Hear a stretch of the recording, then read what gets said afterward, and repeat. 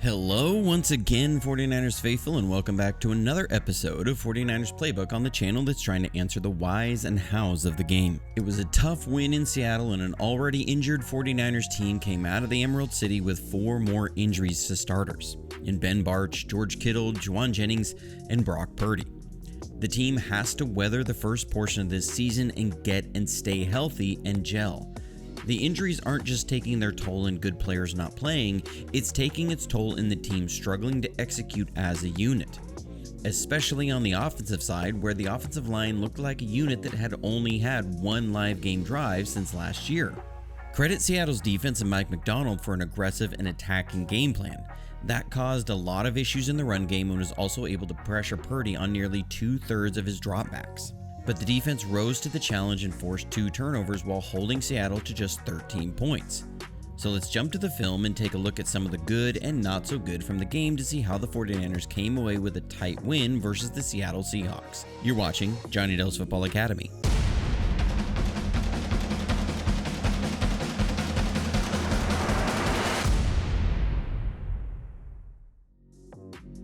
Right from the first series, we saw the impact of what having Robert Saleh back as the defensive coordinator looks like.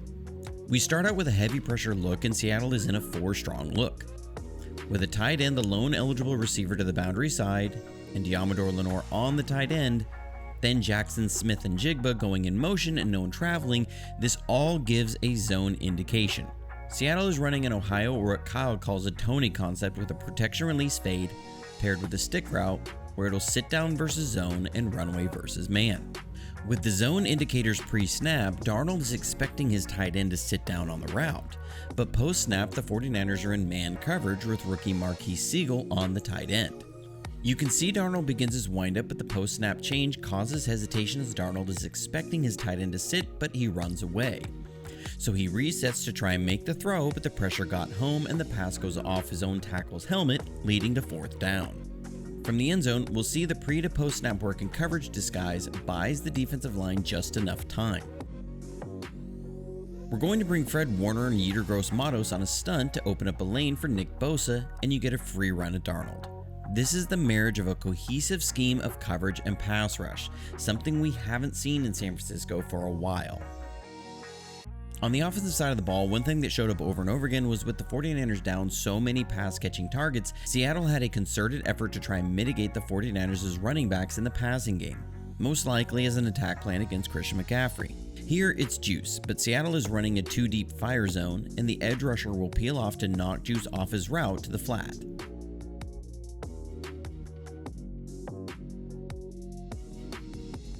Then on the next play, they're in cover 6 and you'll see the same thing.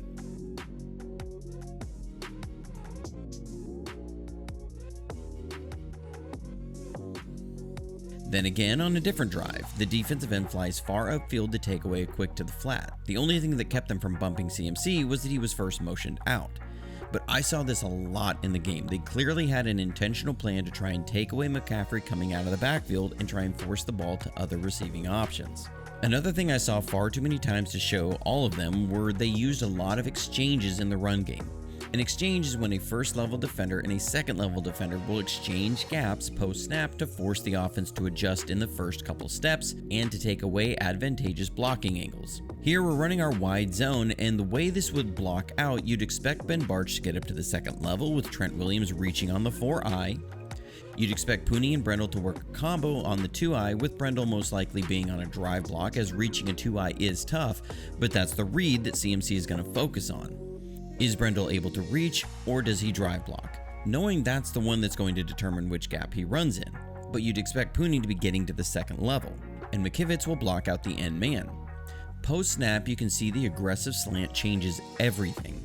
First, notice how Ben Bartch is moving vertically, expecting to block the second level, but now he has to pick up a slanting defensive tackle on the fly. Brendel is moving hard horizontally, trying to reach block that tackle, and gets caught off guard by the slant.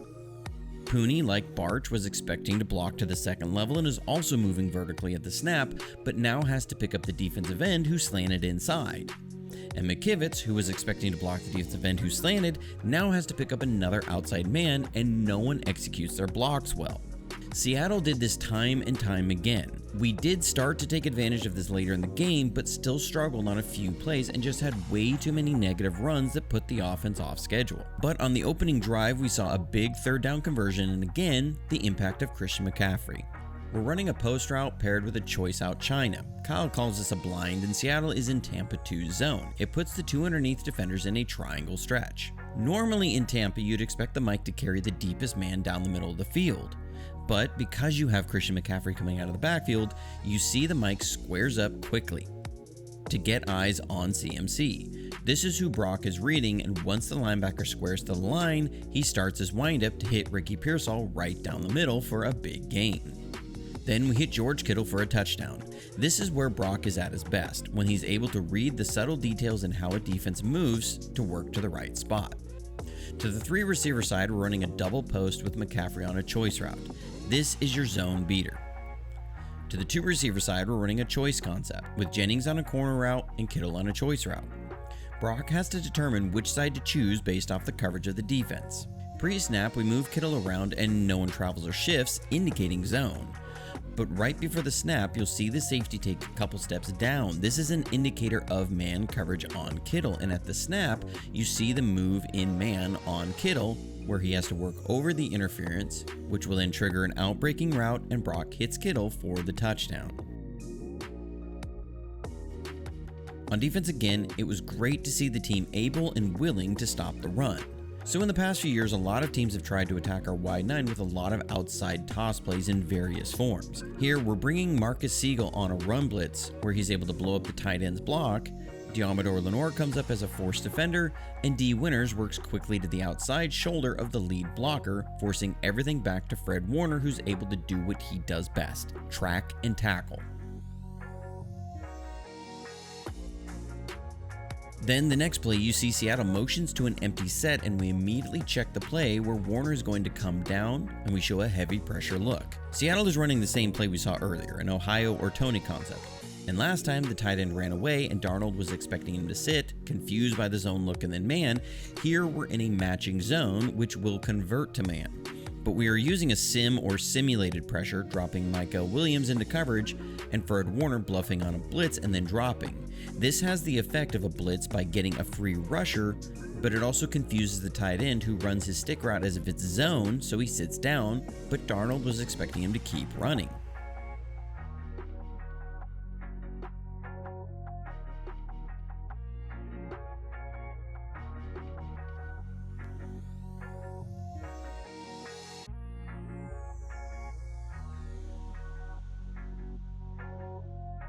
And then on the next play, this is something new to the 49ers defense. This is a Brian Flores special. It's a 6-man rush, dropping a defensive lineman into coverage and running a 5-man 3-deep zone behind it. You'll see D. Winters absolutely levels Charbonnet in pass pro and forces a bad pass by Darnold.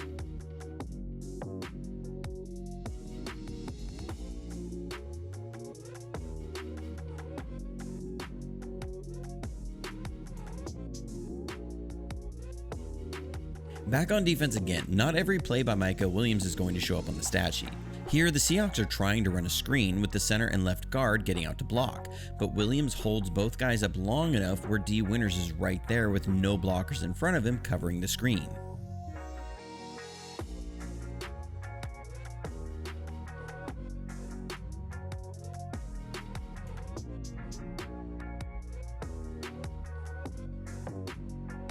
One thing I love about Kyle Shanahan is how he's able to run the same plays from various formations and personnel.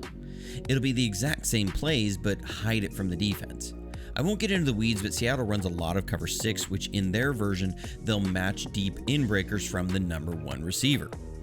So in the first meeting last year, we ran Debo on a deep in or Dover and had Kittle chip and then release down the sideline into the vacated zone for a big gain.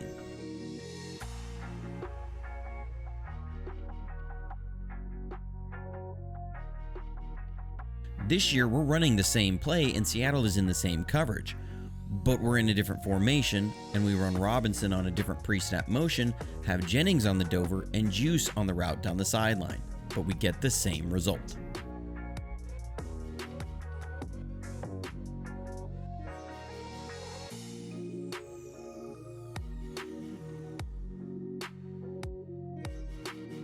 Gonna take a quick break to thank all of our members of JFA49.com for your support. As many of you know, the NFL is abusing YouTube's fair use disputing process to make videos like this nearly impossible to monetize.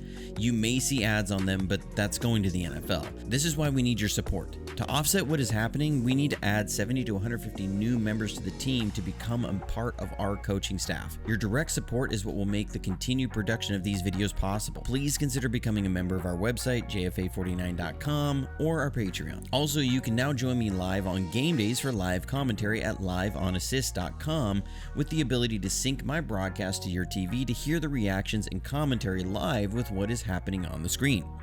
The links for all of this are in the description below. So back to the film.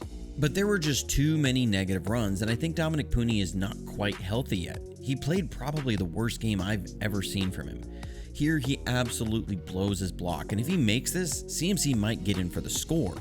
Instead, it's a loss, and Jake Moody misses the field goal. Back on offense again, one thing that we've been seeing from Brock is when he doesn't have the outlet and there's even a small window, he's making the throw. But first, here we're running a clearing route down the middle with Jennings on a Dover or deep in. This creates the same stretch as a dagger concept. Brock drops, sees a little bit of a window, and almost pulls the trigger, but ends up checking it down to McCaffrey, who gets 29 yards.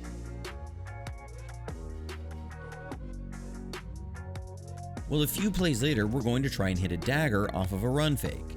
But this time, CMC has to abort the run fake to pick up a blitzing Julian Love. Two things here. One, Brock is late on this. I don't know if it's him dropping his eyes to the rush or not practicing with Jennings, but the ball should be out here. If he's going to make this throw, there's a window. So the late ball allows Ernest Jones to gain even more depth. Two, he's getting pressure in his face with no check down option and is going to try and make this throw off his back foot. I don't care who the quarterback is, you shouldn't be trying to make a throw deep down the middle of the field off your back foot. He's not able to put enough on the throw and the ball should be thrown several yards farther downfield, but it's not, and Jones is able to get to it for a pick. He's got to either get the ball out sooner with a proper base or eat a sack. But then later, it's plays like this where Brock is at his best. It's fourth down and we're running a two-man concept at the top. Not 100% sure what it was supposed to be because the tight end gets knocked to the ground, but Seattle is in man coverage and Brock moves off the first two reads, looks to Jennings on a basic route where the lurk defender has taken that away, and gets to the backside with CMC and Farrell on a spacing concept and hits Farrell in a small window. That's superb on fourth down to work across the board to his fourth read, but the drive ends in a blocked field goal.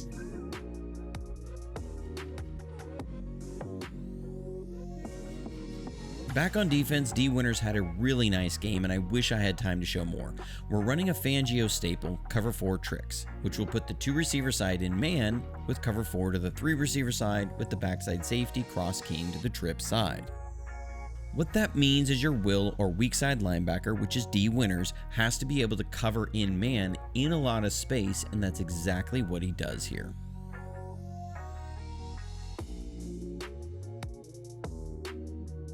One thing that was really encouraging from the game was seeing the continued growth of our first round pick, Ricky Pearsall. We need more guys who can consistently beat man coverage, and here Seattle is in cover 1 man and Ricky is on a corner route. He does a great job working through the illegal contact, shaking inside to create space, and separating versus a good man corner for a big gain. Back on defense, the MVP of the defense was probably Nick Bosa. I can't show all of his plays, but here, the Seahawks are trying to run a throwback screen, and he does just what you want. He doesn't run towards the action, he follows his lineman who will take him to the play, and he forces a big negative on first down. Back on offense, let's talk about the second Brock Purdy pick. I've seen so much made of that he threw into triple coverage or quadruple coverage. No, he didn't. We're running a staple play. We've run this for years with a clearing route paired with a high crossing route. This time we add in a swing pass look to the flat. Seattle is in cover 1 lurk, so it's man coverage with 2 inside help defenders.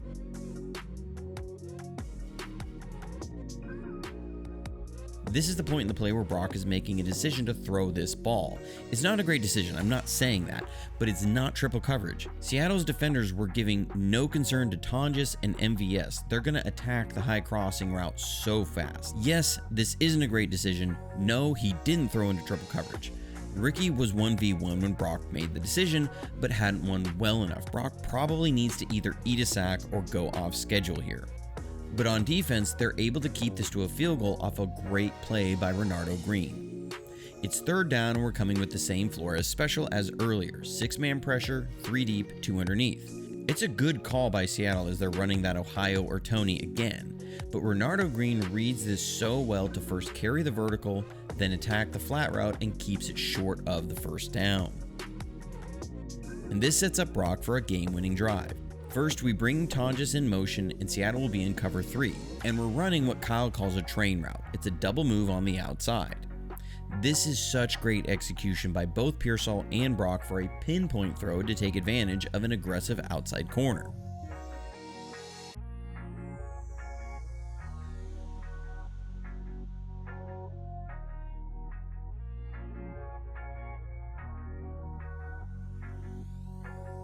Next, we get a huge first down with some real nice work by Brock again. Seattle is in cover 1 man and we have CMC and MVS on a choice concept, which is a corner route paired with a choice route. On the backside, we have what's called a plaster concept. It's an outside comeback with a plaster clear and a choice out China. Brock first wants to work to CMC on the choice, but the lurk defender has worked over and they're effectively bracketing McCaffrey. So he moves backside of the plaster where Tonjes' man had to work over the interference to drive on a choice out, but it's a choice out China which breaks back in and he hits Tonjes for the first down.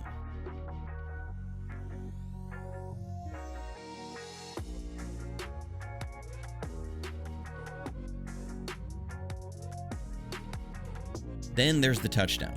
Brock is first trying to work CMC and MVS on a spacing concept, and it's not there, so he goes off schedule. A lot has been made about this decision. Look, at the point where he decides to throw, he sees Tonjes with leverage to the back corner of the end zone, which is where he's trying to put the ball. Tonjes makes a great play, and we get the touchdown.